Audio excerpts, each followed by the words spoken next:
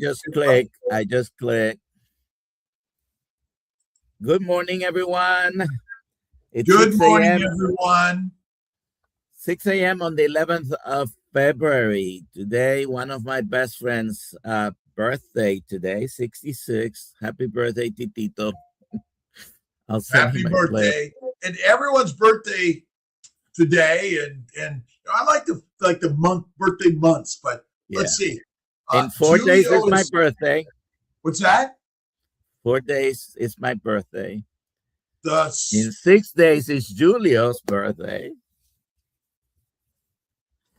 Please put in the chat where you're watching from. We got and hashtag KMT for a KMT hat. And by the way, yesterday I offered on the live stream a DoctorNelson hat, and I ran the tool after the live stream ended, so you guys don't know. But Brian Dish 1787 was the winner. You need to email Alia at DrKiltz.com to claim your prize. Okay, and we'll give a KMT hat today, hashtag KMT. And the guests today is Dr. Kiltz and Dr. Nelson. Right. And I put a link in the chat to anyone wants to join us. I see George is here. Papa, let's see, Paul Clark, The Kingdom Way, Laney, let's see, Kitchen Witch. Rick is here. Mr. Rick is here. Paul Clark, I think I mentioned. Carnivore, Karen. P is here. DJ. I'm hoping to get everyone really. Lewis is here. Really grateful. There's Max. Okay. We thought you were not coming. We are on with the master, the meat master, Kiltz himself. Well, Max, welcome. We got a whole team of great conversations. And what does the painting say back there? Can you see what it says? Well, it's a little hard. You're conscious. What is it? Your comfort zone will kill you. Yes. But you know what? He has a way of always making comfort just uncomfortable. Because if you think about it, if you just lay around long enough, those little spots that felt good before will hurt again. Absolutely. You gotta, when I saw that painting, I was like, you know what? One of the ways I can hold myself accountable to do all the things that I want to do is I hang that little saying above my head, and I've got to look at it every single day. And so that's why I got it. Nice. So any other openings, Dr. Nelson, before we get started with the show? The morning. This is the morning show. I don't know anyone else who does a daily morning show in the carnivore world. So two announcements. Number one, just a reminder, put your questions in the chat. We're going to be talking to Max in a minute here. And there is no class today in the coaching course. We're going to do it next week at 3 p.m. Eastern time. It's a wrap-up session with Alia and the team. And the course, otherwise, I think it's live already. You can click. When you buy the course, you can do it on your own, and we'll see how that works out. We will still be doing weekly sessions, just Q&As about the lessons in the course, okay? All right. So, Max, why don't you go ahead and introduce yourself, tell us who you are, tell us your story of healing, and all right. Are you vegan? I'm definitely not vegan. Do you eat vegans? I eat vegans for breakfast. That's right. That's what I do. So my name is Max. Nice to meet everybody. So I host a podcast called the Low Carb Consultant Podcast, where I interview experts, doctors, trainers, athletes, coaches, authors that are in these different low carb, ketogenic, carnivore sects, if you will, to get a good understanding of, what diets are best for longevity, athletic performance, healing, all these different things. And over time, I have developed this theory that diets are tools. We leverage different low carb variations, ketogenic variations, carnivore variations for different things, right? You've got high fat carnivore for a lot of healing purposes, and you've got maybe a higher protein version of carnivore for athletic performance, body composition purposes. And so I interview a bunch of these different experts in these different arenas to get their thoughts, ideas, perspectives on what they feel is the best diet for them.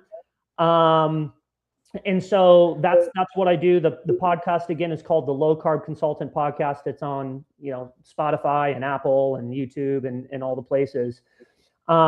In terms of my journey, I have to go back and I'll do it as briefly as I can so we can get to questions or whatever, questions the guests have or you guys might have. For me personally, my journey started off when I was a little kid. So I was diagnosed with ADD and ADHD when I was in the first grade. So the doctor put me on Ritalin when I was in the first grade. And I took Ritalin and a combination of Adderall all the way up until I was about 29 years old. So I was medicated every single day on essentially a methamphetamine. I was medicated every single day until I was about 30 years old. And one of the reasons why it took it so long was because I was diagnosed by a doctor early in life, and I had this thought process in my mind, like I was broken or I needed it, right? And I always say when I say that, if only I knew about low carb or ketogenic diets early on before, I could have probably weaned myself off of Ritalin and Adderall early on. Around the same time I was diagnosed with Adderall, my parents were going through a little bit of a nasty divorce. So there was a lot of tension in the household. And because of that, my parents wanted me to have, as my dad moved out, my parents were trying to give me the most normal life they possibly could. So a lot of that kind of revolved around food. So anytime I wanted to go McDonald's or get pizza or have a snack, one of their ways that they would essentially comfort me in a sense was through food. And going back to the Adderall thing and the food thing, this was back in the 90s. A doctor said that I had ADD and I need to go on this medication. My mom didn't know any better. Like if a doctor told you needed to go on rat poison in the early 90s, you'd probably be like, well, okay. You kind of just took their advice and went with it. But what happened to me was as I started to hit like development stages in life, like 6th, 7th, and 8th grade, I started what happened was my body was changing. The Adderall was wearing off because, as you're growing and developing, you're putting on weight, the dosage wears off. And what was happening was I was going on these binge eating episodes around the 6th, 7th, and 8th grade.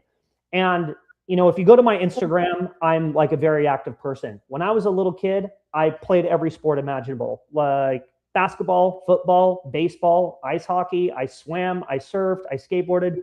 I did every sport you can imagine. What was happening was because of the medication was wearing off around the 6th, 7th, and 8th grade, I was starting to put on weight. And all of a sudden, by the time I got to the 8th grade, I essentially found myself being the fat kid in the friend group. And I also was dealing with a lot of inflammation issues because I was putting on weight. I couldn't run anymore. I wasn't able to play sports. I was getting kind of lethargic and lazy and lackadaisical. And my mom did the best thing that she ever did for me was she was like, okay, your diet's bad, you're overweight. When you get to high school, you're going to play sports. So when I became a freshman in high school, I joined the water polo team. I started working out. And that's when the light bulb around health and fitness for me really flipped on, because this kid that was in like the 7th and 8th grade that was fat, the girls were making fun of me. I had, you know, the man boobs as a 7th and 8th grader. All of a sudden, I was the in shape, tan, water polo guy, and girls were starting to notice me. And that might sound kind of funny, but I started to realize, like, oh, wow, you know, the opposite sex pays attention when you start to care about what you eat, what you put in your body, how you take care of yourself, and how you work out. And that was the light bulb for me that kind of sent me on my health and wellness journey. And so I worked out all the way through high school and college, and I ended up opening up a gym in Las Vegas called Sin City CrossFit. So I owned a CrossFit gym where I trained, you know, elite high school athletes all the way up until all the way up to, you know, 70 to 80-year-old women and men. And so I gained this experience from training different people. I wasn't really in tune with my diet at the time. This is when I was in my mid to early 20s.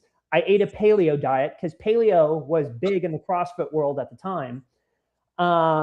But that's where I really gained a lot of experience training clients, helping clients with exercise. And then we were shifting people to a paleo diet at the time because that's what was popular.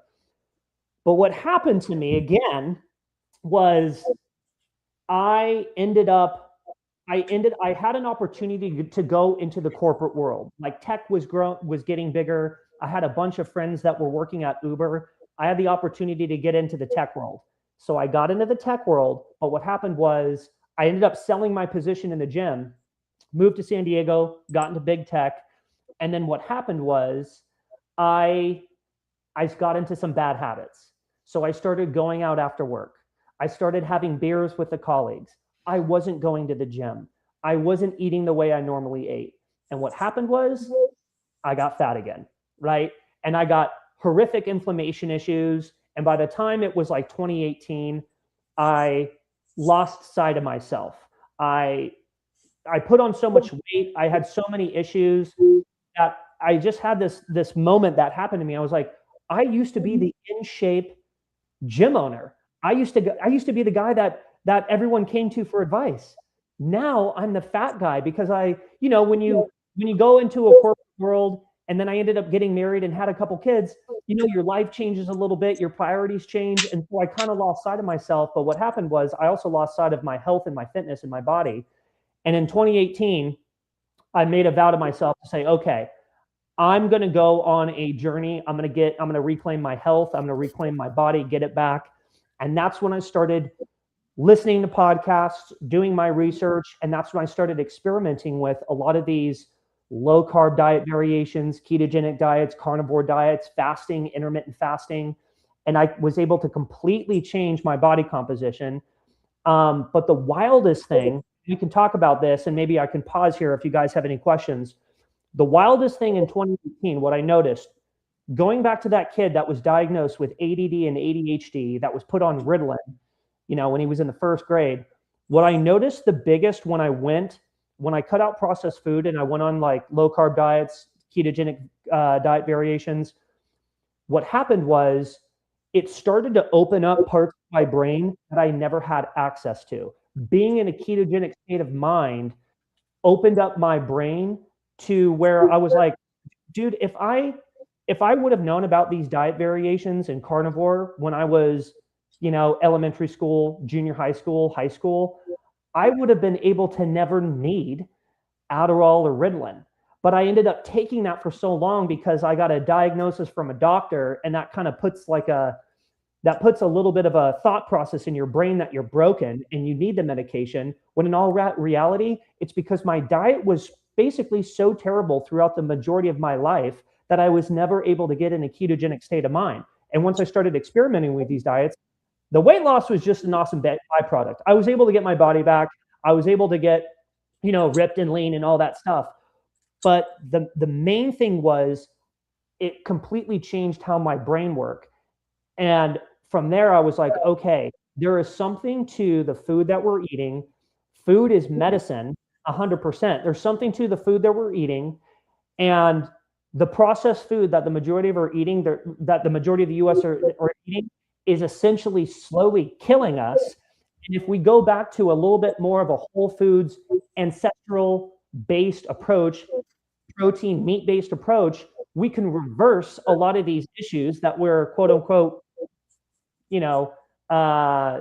diagnosed with, whatever those issues is, and we have the ability to heal ourselves and be an optimal human being. So now what I do is I interview a lot of these experts, doctors, trainers, athletes, coaches in these different low carb areas to gain their perspectives on why they think carnivore is best, why they think low carb is best, why they think ketogenic might be best, why they do fasting, and why they recommend these different variations to their client base, because I feel like all these different variations have room in this space. They're all tools, right? That's how I look at these diets. They're all tools that we can leverage throughout the course of our life to continue to be optimal and progress in the way that we want to progress, as well as from an athletic standpoint, feed what we're ultimately trying to accomplish. Are we into high rocks? Are we into CrossFit? Are we into weightlifting? Are we into running? Are we into half marathons, right? You use different tools for different diets and different tools for different outcomes based off what you're training and what your goals are. So maybe I thought I would pause here and see if anyone had any questions on any of that stuff. How young are you? I'm 41 years young. Okay. Just turned 41 in January. The suffering is just beginning. Yeah. At 41. Yeah. There's a lot of suffering to come. I know that. Damn dopamine. Damn dopamine. Damn it to hell. Damn dopamine. If you have any questions, if you have any questions for Max, please put them in the chat. Thank you. Go ahead, Dr. Kiltz. Why do we focus on protein when fat is actually the master of the mission, not protein? Well, this is a great topic because I've had you, Mr. Kiltz, on the podcast, and I've had a lot of your colleagues on the podcast too. Everyone from Dave Feldman to Brian Sanders to Sean Baker to Anthony Chafee. There are different thoughts, even Richard Smith. I know you know Richard Smith. We talked about you on I don't know Richard Smith. Damn him. Here's what I think is interesting.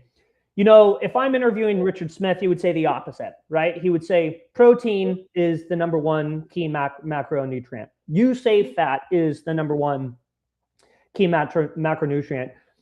I'm not here to disagree with anyone. What I'm doing with my podcast is I'm gaining the perspectives of a lot of these individuals so they can share those perspectives. Now, I think what you do, though, is you leverage different carnivore variations for different things. That's what now I have come to believe.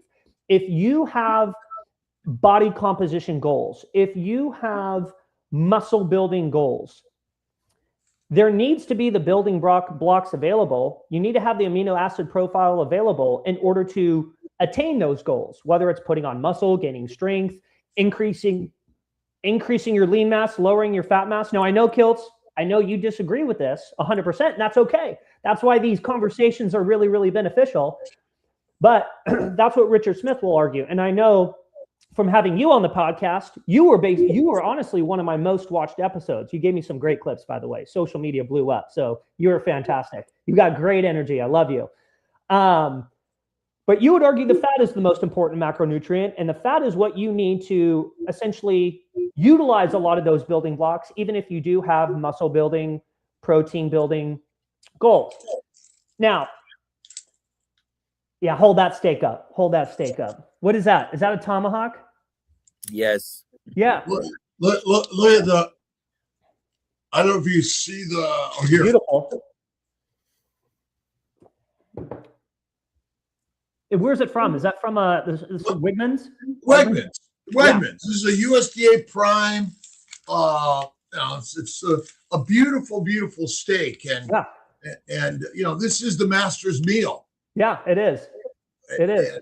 And it's a beautiful thing, and this is what we're most people eat filet, chicken, fish, turkey. They cut the fat away. Yeah. And they serve us lean meat because now protein.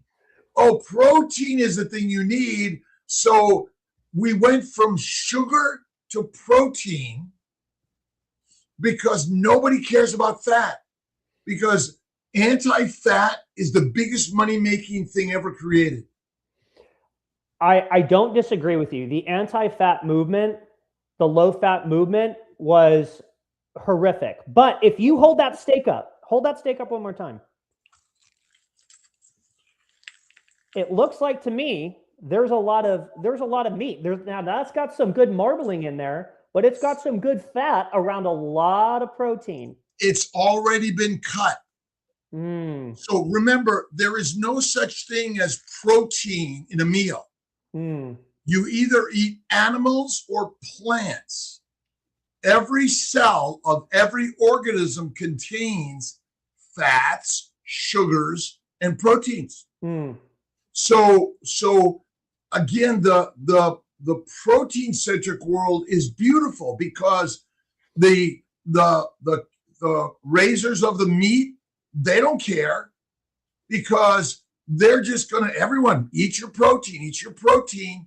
It's the next new disease problem because so many people in the carnivore world are on GLP-1s to get skinny in order to show off. Why do they want to do that? I couldn't tell you why, but... Well, it's simple, to get noticed. Wow, you look so good. Let me touch you.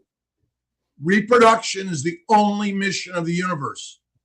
And we will be out here and spew our truth when in fact it's not. But again, I'm giving you, of course, my opinion, but protein poisoning is real. And a low-fat, animal fat diet, high protein, is not healthy in the long term. Short term, okay, I want to look like this, right? Adonis. That's why, because you said it, you got noticed. Oh, when I was younger? Yes. You found that very young. Well, when I found out very young, but what I really found out was just by like working out and eating healthier, that like, yes, the opposite sex started to notice you. That's when my light bulb went off. And that's when I was like, oh, wow, health and fitness is like a lifelong thing I need to pursue no matter what. But here's what I would go say about the protein piece.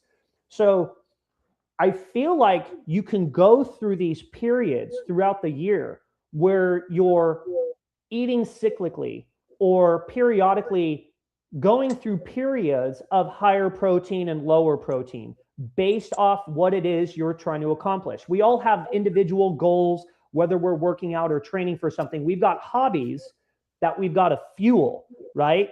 And yes, your hobby might be taking pictures and posting them on Instagram and making sure you're looking good. Is that maybe the healthiest thing? No.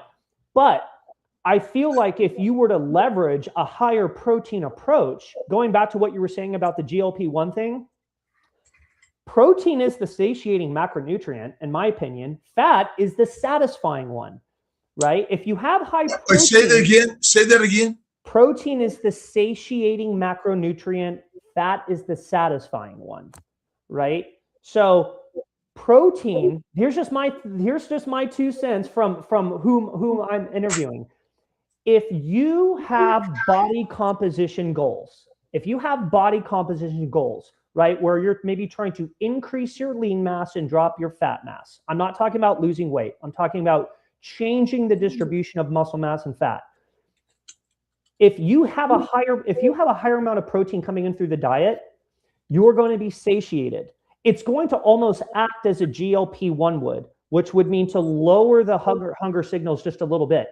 If you have enough protein coming in, it's going to help you feel full, and it's going to help you last longer from meal to meal without needing to snack. It can also help with muscle building goals. Now, I know you're probably going to 100% disagree with me and say that is what's necessary, but I would also say there's a whole bunch of other individuals I've out there that I've also interviewed that would completely say the opposite. I have a question for you. Sure. And I do understand where you're coming from. Obviously, you have heard all the opinions, the high protein, low. Within even carnivore, high protein, low fat. But you talked about the different goals that people have. Sure. As a physician and personally, my interest is which one gets me healthier and which one reverses all the long list of problems that our doctors tell us. Sure. Which one is, and I think you know where I'm going, because I think the high fat is the most healing. Sure, I wouldn't disagree. But would you agree that, would you maybe agree or disagree, I don't know yet, that a high-fat carnivore diet, this is just my 2 cents, and you guys are 100% going to disagree with this. Like I said earlier, I look at a lot of these diets are tools. And here's a great example, okay? I was going through, after the holidays, I got off my diet, okay? I fell off my diet. I ate a whole bunch of things that I don't normally eat. And I gave myself a horrific bout of intestinal distress, okay? Where every time I ate, I actually had to I ended up having diarrhea. So, and I had that going on for about a month. And do you know what I did? I was like, okay, I'm going to use a tool called the carnivore diet. I went back on carnivore for about 2 weeks. Diarrhea cleaned up in a matter of days. I did that diet for about 2.5, 3 weeks. And now I'm starting to introduce other things. So here's kind of my point in saying this. I feel like you can go on a high fat diet for a period of time to heal, whether it's intestinal issues, autoimmune issues, whatever the case is. You might have to do a diet for a specific period of time in order to heal all those elements. What I don't think is necessary is to do that diet for an extended period of time, because your body will naturally change and evolve. Like after you heal a lot of your gut issues, you can then start to change the macronutrients, right? If you want to bring the protein up because you've got body composition goals you're now interested in attaining, you can bring the protein up. I'm not saying drop the fat. I'm saying keep the fat, but also you want to be aware of where your protein is at, especially if you have body composition goals. So what I'm basically saying here is you can use a lot of these different carnivore variations, high fat, low fat, as tools. I just don't necessarily think we need to do them for an extended period of time, but I do think carnivore can be the base of what you eat. Like the base of what I eat is mainly meat, and it's very little other things, very little plants, very little vegetables. That's just my 2 cents. But you got to do whatever works best for you. That's the main thing. Wait, Dr. Nelson, let me ask a quick question. Max, this is great, by the way, and thank you for being here. Yeah. You're amazing. We really love your energy. Dr. Nelson, when you went to medical school and learned the science of the human body versus veterinarian school, did they say that there were infinite human beings that all had different needs? Or did they say, here's the human animal, and I want you to learn about it and go out there and practice for the human animal, not for the individual, unique, what do we call it? What's the phrase and word I'm thinking about? Maybe someone can help me here, right? We're all unique and individuals, are we? Different genetic, from a genetic standpoint, maybe. I mean, yeah. Are the genes? Go ahead, Doc. We're all built with we have 99% the same genes. Yeah. And maybe 1% or less different between you and me.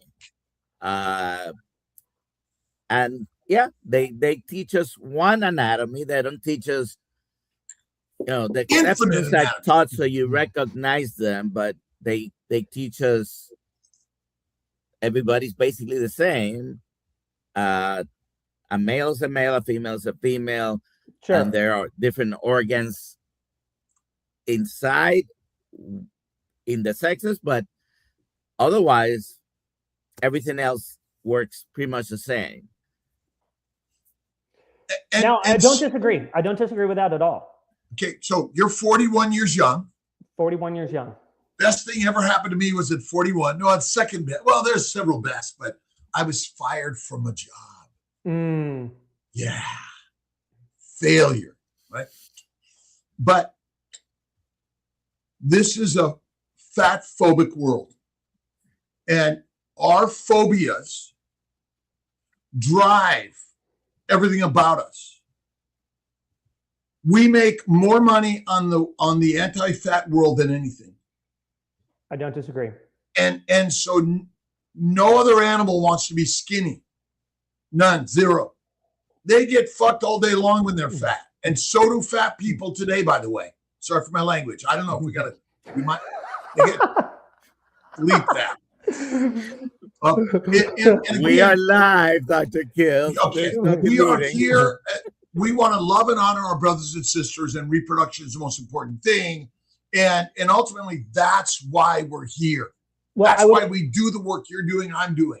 We're all doing the same thing. It's interesting. We're the only species on planet Earth that cares about what we look like. Oh, no. No.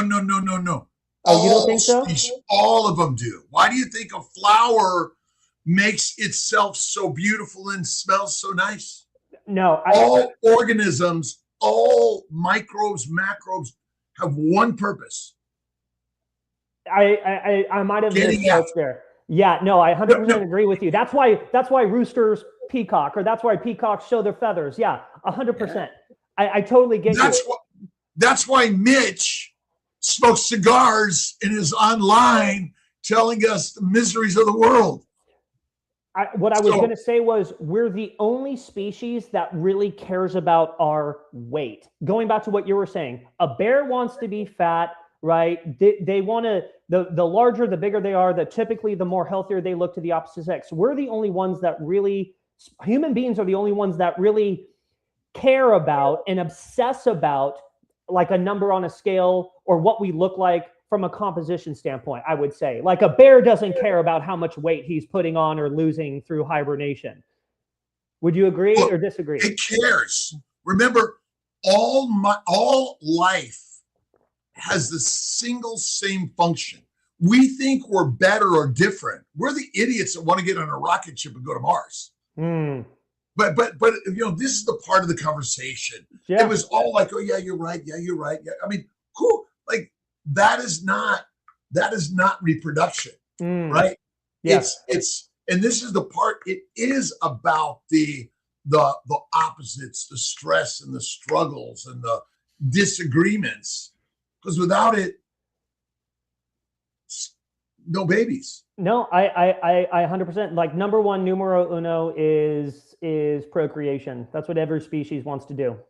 And if your partner had no fat, muscle only, muscle, okay?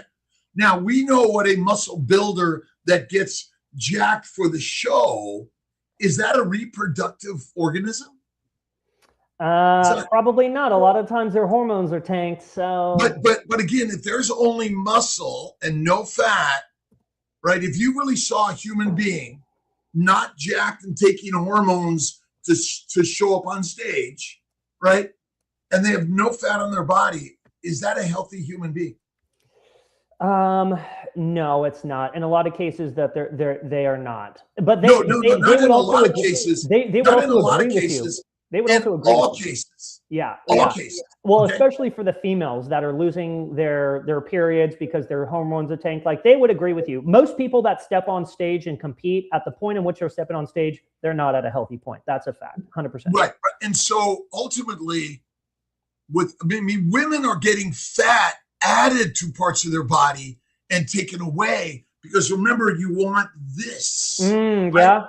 Because that's what we look at. Damn, I hate my dopamine. Right? I mean, that's the driving force for all of us. So, you could highlight some cues in here, Dr. Nelson. If you see some, I know there's some there. Well, the first question is for you. I'll take them in orders. Chuck asks, Dr. Kiltz, we know you don't believe in numbers, but your staff have wanted you to test. How are you feeling? Any news on the CAC score? You haven't had another one, right? And are you still taking the energy bits? I take my energy bits from time to time, like I take everything else from time to time, but not all the time. I got a beautiful card from my good friend, Ashley.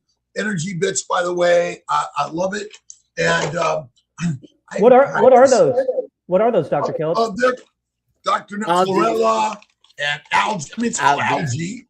Ah. And I get my, again, I don't know which is the thing that makes me better, but I take them all. Okay. And I'm working better, but look, we're in a community together, are we not? I'm not here to chastise anyone's products, right? We're here to bring them all together and work together. Okay, I take my supplements and my CAC score. It was fun. Do I sit and worry about it? One of my colleagues, Wendell, 65-ish, went to the doctor for a month to try to figure out what was wrong with him. Everything they said was normal. In the emergency, he dropped dead the other day. And Wendell is our master teacher every day, because what do you know about medicine's ability to predict when and how you're going to die? That's a question for you, Max. Oh, is that a question for me? I'm sorry. Say that again, Dr. Kiltz. I mean, what do we know about modern medicine's ability in any of this testing to predict when and how you're going to die? I would probably say we don't know a lot. I mean, a lot of the medicine out there, in my opinion, it's to treat a symptom, not a root cause. That's just my well, right, but ultimately, medicine and science has a purpose that they believe is right. Sure. Yes. And that's the same area of us. We believe in what we believe in. We're going to do everything to prove it, right? Plant-based world, animal-based world, everything in between, and the science. And we're here because it gets us likes and subscribers, and people show up and things like that, because I like to have friends. I don't want to do this all alone, and my friends disagree with me or agree with me, or they listen and they turn it off. I don't know, but that's the fun part of this, right? Because again, if we all just agreed, oh shit, it'd be boring as shit. When Mitch is like, oh, Kiltz, you're ridiculous, and turns me off, and then we show up and we hang a cigar together, or Brother Rich or Papa or George or all of us. But we're entertainment. And then each and every individual is going to find it, kind of play in the mud and the sand, and find their own freedom in their story, I think. And well, that's what kind of maybe even brings me back to the point about all these different carnivore variations you can leverage, ketogenic diet variations, low carb variations. You got to find what works for you. I know we were saying earlier that from a building block standpoint, we're all born with the same engine, the same tools, right? The same organs, all that type of stuff. But I would also say on the flip side of that point, a lot of us are born with a lot of different issues, right? There's people with different autoimmune issues. I can't tell you how many different autoimmune issues that there are. There's some, like if you look at someone like Michaela Peterson and all of the things that she has dealt with, like, yeah, she's got the same engine that I might be built with, or another female might be built with, but she has a completely different series of issues that she needs to be on a specific diet for in order to heal. Dr. Kiltz, does it all boil down to the same cause? Probably. It's all, look at, we're all expressing our belief that it's different, but it's not. It's all the same, but we are unique and different in our expression, our belief systems, but ultimately inflammation and damage but that's natural and normal. You cannot, I mean, I am going to die 30 years from now, plus or minus 30 years. It's kind of a good, right? And what am I going to die from? Only one thing actually causes death. And it's the leading cause of, it's a cause of, your heart stops. Sure. Right? That's it. But that's the beauty. I mean, essentially inflammation damages every cell of our body. And we in medicine and science kind of label it all these different things. But it's not. It's the same thing. All the same thing. All right. Have a question here from this guy. And I guess the question is for Max. What have you learned on your journey? That's a good question. Well, I can definitely tell you what I've learned from the podcast. And it's basically going to be the opposite of what Dr. Kiltz was saying. But what I basically learned is I think there are multiple routes to the same destination. I think there can be multiple different routes to the same destination. Okay. And, you know, the podcast has really taught me to sit back and take in the views, the concepts, and the perspectives of other individuals. Some of it I agree with, some of it I don't agree with, and that's okay. But I use the podcast as a platform to allow these individuals to explain their views and perspectives. And what I do is I take little nuggets from that. If things make sense to me, I will massage some of those elements into my life best as how I see fit.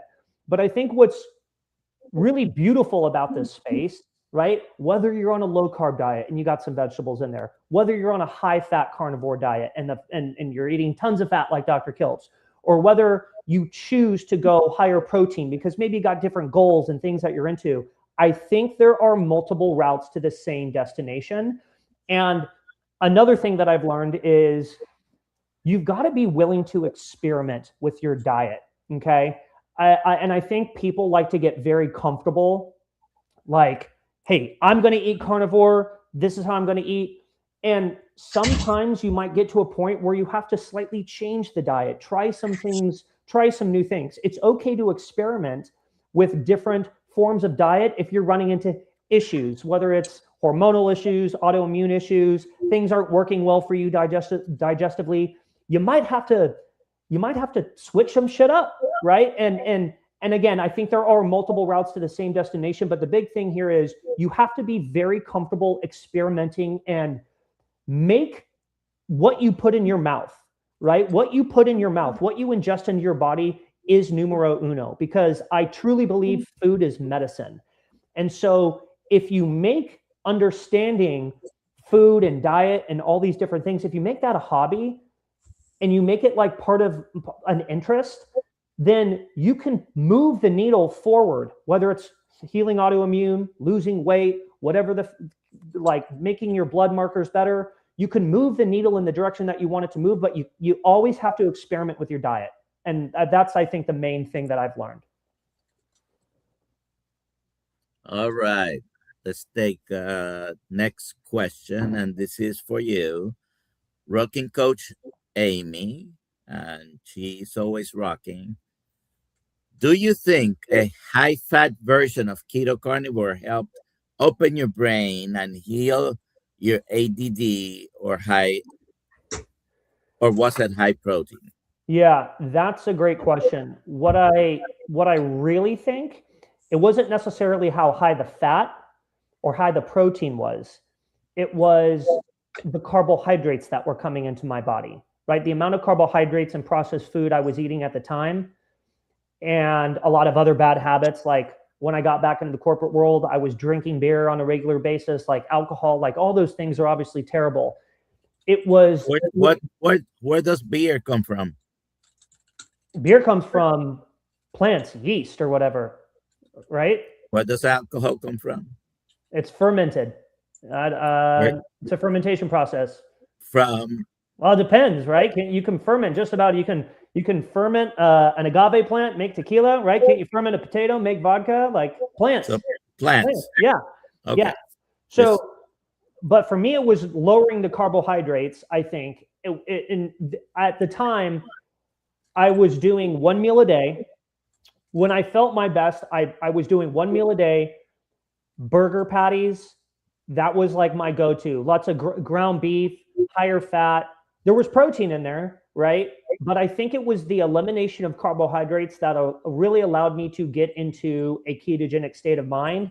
That is, and also the elimination of just all processed foods. Just going to a single ingredient, whole foods based approach, I think that's what everyone needs to do. But it was the elimination of carbohydrates for sure that allowed me to get into a keto state of mind where I realized if I would have found this earlier, I would have never needed to take Adderall or Ritalin for as long as I did. I just didn't know the diets existed. I just didn't know that form of eating and living was a thing, you know?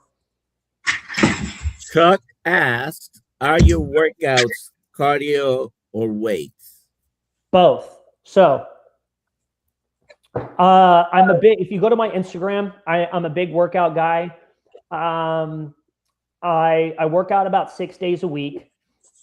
It's not just about like looking good. As Dr. Kiltz would probably say, I don't do it for the Instagram. Working out 100% is my therapy. And so I do 3 workouts a week where I'm doing cardiovascular training, or getting my heart rate up, running short, medium, and long distances, playing around with those different variations. And then 3 days a week, I'm lifting weights and doing strength training and bodybuilding. So I've got a mix of both. I'm not necessarily trying to be like a hybrid athlete, but that is the type of training I gravitate towards because I want to have a strong heart and I want to have a strong muscle, and I mix them together. And I work out about an hour a day. I got a home gym built out in my garage. Kiltz, it looks like you want to say something.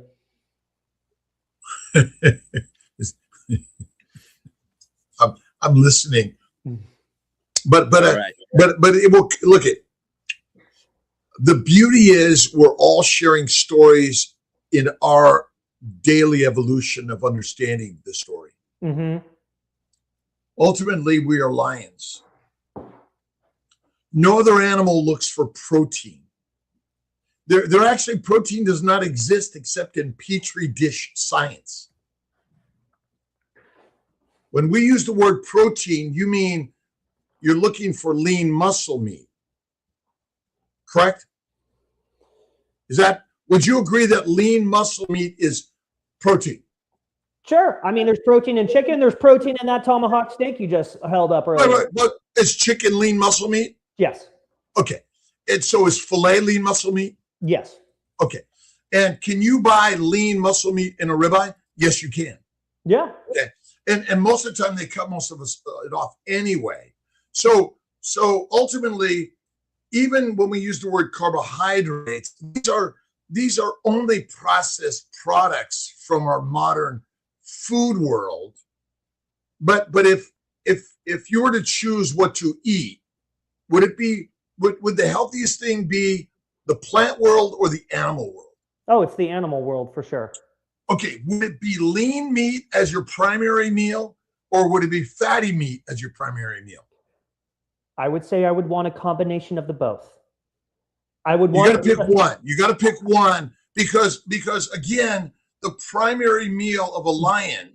Again, I'm giving you a simple task. Occam's razor. Yeah. Okay. You pick one. You're going to live off one of these. Which one is it? Is it going to be? If I have to live, you are living. Okay. If I had, okay. I would choose the fattier cut. There you go. Just keep it simple, sure, please. Sure. Just look it. Oh, yeah. Uh-oh. Did I say? Is that me? Okay. Look it. For survival purposes, I would choose the fattier cut. All right. Look it. We are teachers. We are helping our brothers. I suffered ADHD, OCD, depression, all those things as a little kid, migraines. The beauty is they didn't have the drugs yet. All right. So what I'm saying is you have a choice. You're going to be either an animal eater or a plant eater or both. I'll give you both. All right. but which one of these, what toxins does this contain? I have no idea. Whatever toxins that animal ate. But in general, look, we're scientists, are we not? How many people have you heard? Oh, how many people have you heard have a toxic anaphylactic reaction to a ribeye steak? You personally. Not a lot, very few. No, you personally have heard someone was hospitalized anaphylactic with a ribeye steak eating. Name them. What's their name? I don't know. No, but what I'm saying is, you have no one you know of. You're right. You hear stories of people saying, like they get bit by a tick or something, and then they get allergic to red meat. Do you know anyone that? No, I don't. Okay, good. Look, this is so simple. Your Honor, the witness is being defensive and not answering the question. You're out of order. You're out of order. I'm answering the question. Okay, but look at, we have the most amazing community, and I am really grateful that Max Helmer is here, by the way, because he's sharing the same thing we're all sharing.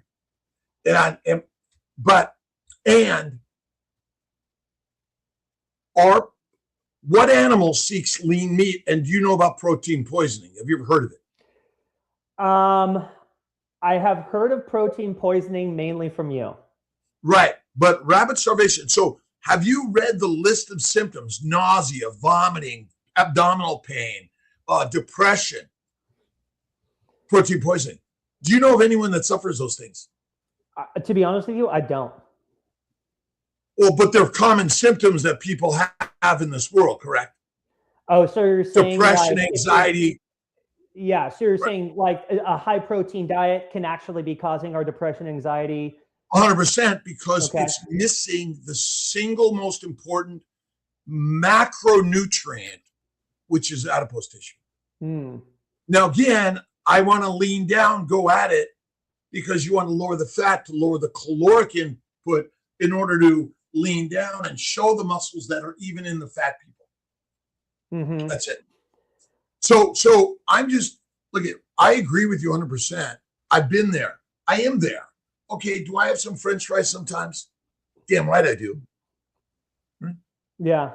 And ice cream. Damn right I do. Yeah. I don't shy away from these things from time to time, but on my daily habit, what do I eat? Yeah, I hear you. And I do the same, but I incorporate lean meat and fat meat together. I eat them all. A lot of variation and sustainability for the long run. No doubt about it. But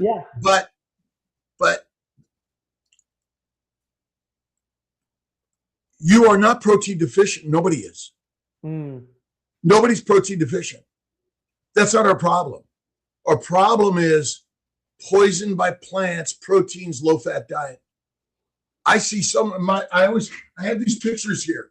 One of my good friends, Dave Kilmer, died of cancer 52. He was always working to be healthy, skinny, lean. All right.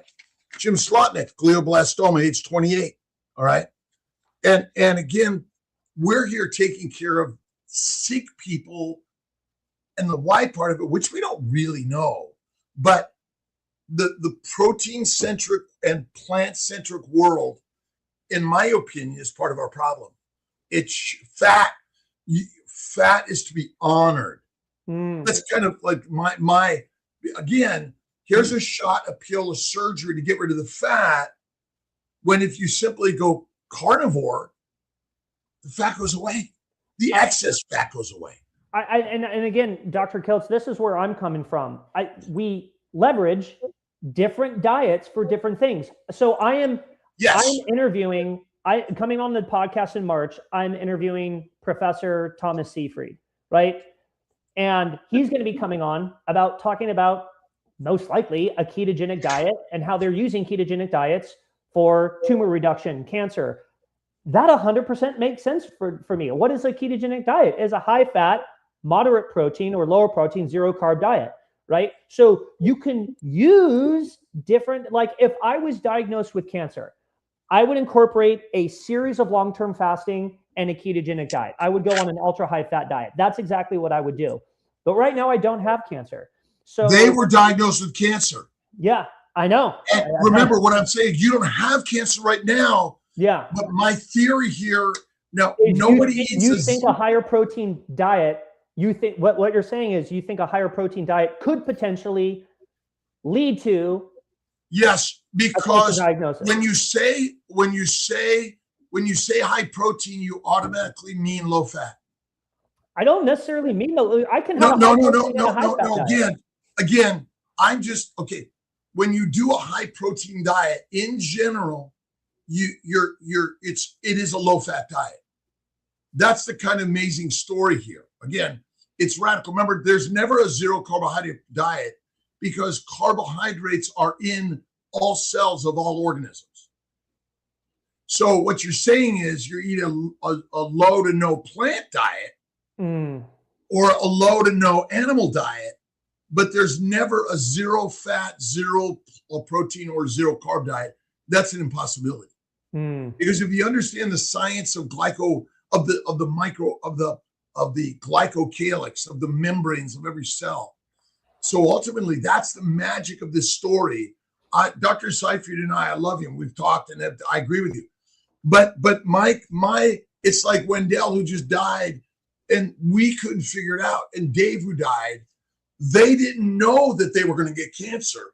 And maybe tomorrow I'll read an excerpt from Jim Slotnick's book, A Short Life, who he wrote while he was cancer-ridden and died the day after he finished the book at age 28.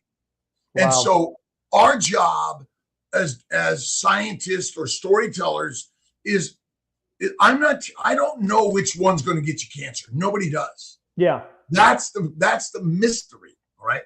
Plants don't cause cancer. Animals don't cause cancer. Inflammation causes cancer. The challenge is which one and why. Don't know that answer. But I would bet that a raw animal fat diet is the healthiest diet for humanity. But that's not our environment. That's not what we eat. That's not what we go out and we explore, we connect together. Yeah. I agree with you.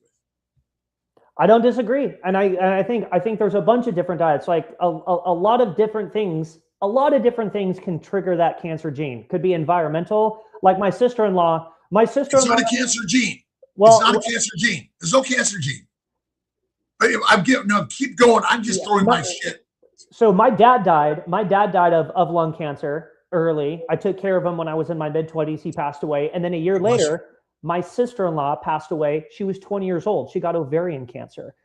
Now, when I think about her, right, I don't even know what caused it. I think there was something a little bit more genetic to that. No, same thing. Exactly. We're all genetically predisposed to the top 20 diseases, all of us. But I don't know what triggered the tumor growth in her. It's plant goitrogens. They're tumor gens. Look up goitrers, look up goitrogens, look at tumor gens. Lectins, oxalates, phytates, plus the microbes that ferment in the gut. They're the cause of the disease. And my sister died. My grandmother died of cancer. Again, we're all going to die. We're going to die of all these same diseases, no matter, even if you're a full-on carnivore. Thank you, Max, for being here. Sure. We have to go in a few seconds. Esparza87, please email Alia at DoctorKiltz.com to claim your prize. If you don't send that email, you won't get it. Okay. Can I say something real quick before we have about literally 15 seconds before I. If there was any questions you guys didn't get to ask me, you can DM me at the Low Carb Consultant on Instagram.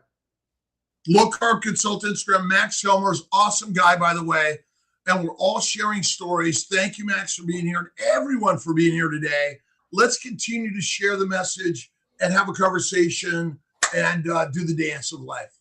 Have a great day, everyone. Take care, everybody.